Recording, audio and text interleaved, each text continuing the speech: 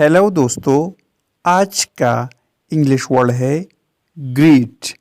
Greet का क्या मतलब है, आइए सीखते हैं आज की इस छोटी सी वीडियो में।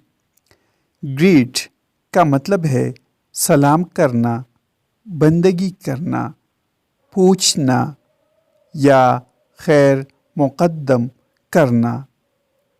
आइए इस वर्ड को सेंटेंस में इस्तेमाल करते हैं।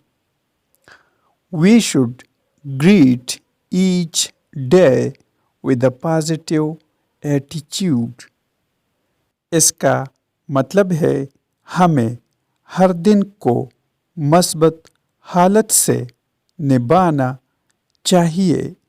दोस्तों, चैनल को सब्सक्राइब करें और वीडियो को लाइक और शेयर ज़रूर करें। Thanks for watching.